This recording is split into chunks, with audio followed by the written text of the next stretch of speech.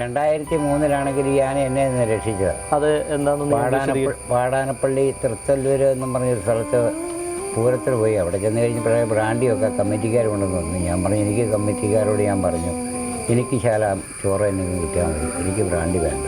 ഇപ്പം ഈ ആനക്കാരെന്ന് പറയുമ്പം വെറുതെ കിട്ടിയാലും ചുണ്ണാമ്പാണെങ്കിലും തിന്നും. അവർ ബ്രാൻഡി അടിച്ച് പോകാൻ തെറ്റി. ഈ ആന ഓടി വന്ന് എന്നെ കൈക്കടിച്ചെന്നിട്ട് അടി കൂട്ടി. കാലിനിട്ടൊരു ചവിട്ട് മാത്രമേ കിട്ടുകയുള്ളൂ. ദൈവാനും പോലെ കൊമ്പൊന്നും കയറിയില്ല. എന്നിട്ട് നമ്മുടെ ആന അടുത്ത് വന്നപ്പോണ്ടായിരുന്നു. അവൻ ഓടി വന്ന് എന്നെ കയറി വട്ടം കയറി പിടിച്ചു, തള്ളി നീക്കി. അങ്ങനെ ഒന്ന് രക്ഷിച്ച അല്ലെങ്കിൽ ഭൂമിക്ക് മുകളിൽ ഞാനിന്ന് കാണത്തില്ല. ഓമനച്ചേട്ടൻ ബ്രഹ്മദത്തനെ തഴുകി ഉണർത്തിയിരുന്ന ആ കരുതൽ കൈകൾ ഇനിയില്ല. 4 നൂറ്റാണ്ടിനടുത്ത് നീണ്ടുനിന്ന ആ പിതൃപുത്ര ബന്ധവും ഇനി ആനപ്രേമികളുടെ മനസ്സിലെ ഓർമ്മകൾ മാത്രമായി. ദാമോദരൻ നായർ എന്ന ആനക്കാരുടെ പ്രിയങ്കരനായ ഓമനച്ചേട്ടൻ ഓർമ്മയായിരിക്കുന്നു. പ്ലാക്കാട്ടൂർ കുന്നത്തുകാട്ട് ദാമോദരൻ നായർ എന്ന ഓമനച്ചേട്ടൻ ആനപ്പണിയുടെ ലോകത്തേക്ക് എത്തിപ്പെട്ടത് വർഷങ്ങൾക്ക് മുൻപാണ്. വർഷങ്ങൾ എന്ന് പറയുമ്പോൾ 1/2 നൂറ്റാണ്ടിലധികം പഴക്കം. ആനക്കേരളത്തിലെ പ്രമുഖന്മാരായ ഒട്ടേറെ കൊമ്പന്മാർക്കൊപ്പം ജീവിതത്തിൻ്റെ നല്ലൊരു ഭാഗം ചിലവഴിച്ച ആനക്കാരൻ. പഴയ തലമുറയോ പുതുതലമുറയോ എന്ന വ്യത്യാസമില്ലാതെ ഏവർക്കും ഒരേപോലെ സ്വീകാര്യനായിരുന്നു ഓമനച്ചേട്ടൻ.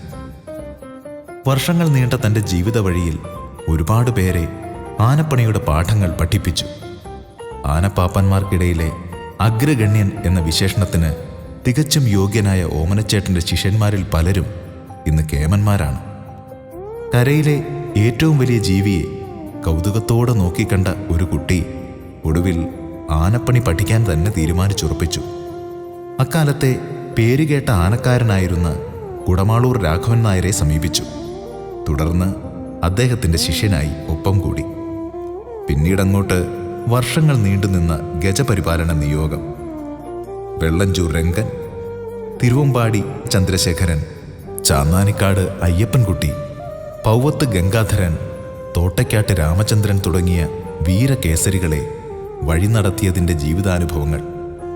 അങ്ങനെയിരിക്കെയാണ് മധ്യ തിരുവിതാംകൂറിലെ പ്രശസ്തരായ പാപ്പാലപ്പറമ്പിൽ പോത്തൻ വർഗീസ് അസമിൽ നിന്നും ഒരു കുട്ടിക്കൊമ്പനെ കേരളത്തിലെത്തിച്ചത്.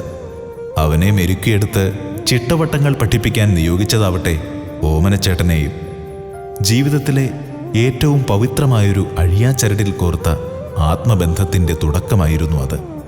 മലയാള നാട്ടിലെ ഉത്സവങ്ങളും ചിട്ടകളുമൊക്കെ പുതുമകളായിരുന്നു അന്നത്തെ അസംകാരൻ ബ്രഹ്മദത്തിന്. അവനെ ഭാഷ പഠിപ്പിച്ച് ചിട്ടവട്ടങ്ങൾ പഠിപ്പിച്ച് തിടമ്പേറ്റാനും തടി പിടിക്കാനും പരിശീലിപ്പിച്ച് അനുസരണയുള്ള ഒരു മകനെ പോലെ ഒപ്പം കൊണ്ടു നടന്നു ഇക്കാലം അത്രയും. ബ്രഹ്മനെ നാട്ടിലെത്തിച്ച സമയത്ത് അവൻ്റെ ഒരു ചെവിക്ക് അല്പം പ്രശ്നങ്ങളുണ്ടായിരുന്നു. ആ ഭാഗത്തെ സ്പർശനശേഷിയും ചലനശേഷിയും നഷ്ടമായിരുന്നു. പണ്ടെപ്പോഴോ രക്തം കട്ടപിടിച്ചതുകൊണ്ടായിരുന്നു അങ്ങനെ സംഭവിച്ചത്. ചെവി അനക്കാനുള്ള ആനയുടെ ബുദ്ധിമുട്ട് മനസ്സിലാക്കിയ ഓമനച്ചേട്ടൻ അത് ഒരു വെല്ലുവിളിയായി തന്നെ ഏറ്റെടുത്ത് തിരുമാൻ ആരംഭിച്ചു. ഏറെ നാളത്തെ പരിശ്രമത്തിനൊടുവിൽ ബ്രഹ്മൻ ചെവി അനക്കി തുടങ്ങി. ഇന്ന് ബ്രഹ്മദത്തൻ്റെ ചെവിയാട്ടത്തിൻ്റെ ഭംഗി ഒന്ന് വേറെ തന്നെയാണ്. ഓമനച്ചേട്ടൻ്റെ പ്രയത്നത്തിൻ്റെ ഫലം തന്നെയാണ് ബ്രഹ്മൻ്റെ ഓരോ ചെവിയടിയിലും തെളിയുന്നത്. അല്ലെങ്കിൽ ഓമനച്ചേട്ടനോടുള്ള കടപ്പാടാണ് അവൻ്റെ വീശിയുള്ള ഈ ചെവിയാട്ട്. പുതുപ്പള്ളി പാപ്പാലപ്പറമ്പിൽ നിന്നും ബ്രഹ്മദത്തൻ പല്ലാട്ട് തറവാട്ടിലേക്ക് എത്തിയപ്പോഴും അവൻ്റെ കൊമ്പിലെ പിടി ഓമനച്ചേട്ടൻ വിട്ടില്ല. തുടർന്നിങ്ങോട്ട് കേരളത്തിലെ എണ്ണിയാലൊതുങ്ങാത്ത പൂരനഗരികളിലും ഉത്സവ പറമ്പുകളിലുമൊക്കെ ബ്രഹ്മനും ഓമനച്ചേട്ടനും ആനപ്രേമികൾക്ക് കാഴ്ചയുടെ നിറവസന്തം ഒരുക്കിത്തന്നു.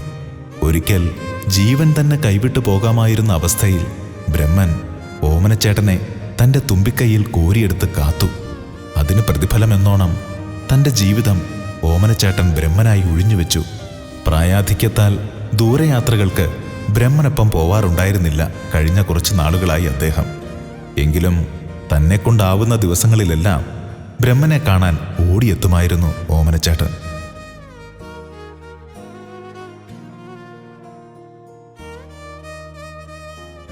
ആരോഗ്യം എന്ന് പറഞ്ഞു കഴിഞ്ഞാൽ പട്ടിണി ഇടിയല്ലേ.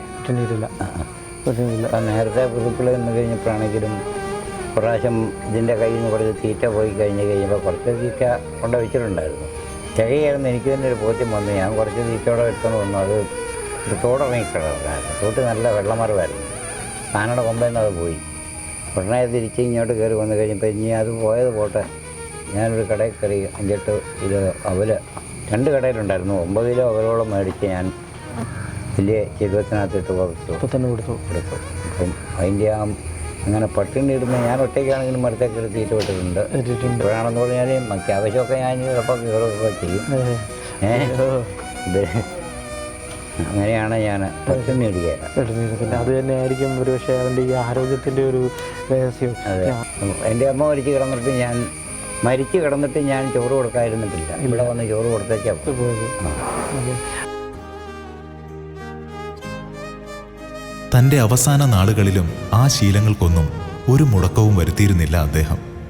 പല്ലാട്ട് തറവാട്ടിലെ അംഗങ്ങൾക്കും ഓമനച്ചേട്ടൻ സ്വന്തം കുടുംബത്തിലെ ഒരു മൂത്ത കാരണവരായിരുന്നു. ആ ബഹുമാനവും സ്ഥാനവും എന്നും അദ്ദേഹത്തിന് ഈ തറവാട്ടിലുണ്ടായിരുന്നു. ഓമനച്ചേട്ടൻ്റെ വിയോഗം അദ്ദേഹത്തിൻ്റെ കുടുംബാംഗങ്ങൾക്കെന്ന പോലെ തന്നെ പല്ലാട്ട് തറവാട്ടിലെ അംഗങ്ങൾക്കും തീരാ നഷ്ടം തന്നെയാണ്. ആ ദുഃഖത്തിൽ നിന്നും എത്രയും വേഗം കരകയറാൻ അദ്ദേഹത്തിൻ്റെ കുടുംബാംഗങ്ങൾക്ക് സാധിക്കട്ടെ എന്ന് പ്രാർത്ഥിക്കുന്നു. ഓമനച്ചേട്ടൻ്റെ ജീവിതം, അനുഭവങ്ങൾ എന്നിവ ഉത്സവ കേരളം പ്രേക്ഷകർക്ക് മുന്നിൽ എത്തിക്കാനുള്ള പരിശ്രമത്തിലായിരുന്നു ഞങ്ങൾ. അതിനായുള്ള ഒരുക്കത്തിലായിരുന്ന ഞങ്ങൾക്കും ഈ ഒരു വിയോഗം തികച്ചും അപ്രതീക്ഷിതമാണ്. അദ്ദേഹത്തോടൊപ്പം ചിലവഴിച്ച ഒരു ദിവസത്തെ ചിത്രങ്ങളും ഓർമ്മകളും മാത്രമാണ് ഇനി നിങ്ങൾക്കായി നൽകാനുള്ളത്. ആനപ്രേമികൾ ഈ മലയാളക്കരയിൽ ഉള്ളിടത്തോളം കാലം ഓമനച്ചേട്ടൻ എന്ന ആനപ്പണിയിലെ കുലപതി ഏവരുടെയും ഓർമ്മകളിൽ ജ്വലിച്ചു തന്നെ നിൽക്കും. എല്ലാത്തിലുമുപരി ബ്രഹ്മദത്തിൻ്റെ നിറ ഓർമ്മകളിൽ ഓമനച്ചേട്ടൻ്റെ സ്നേഹചട്ടങ്ങൾക്ക് മരണമുണ്ടാവില്ല.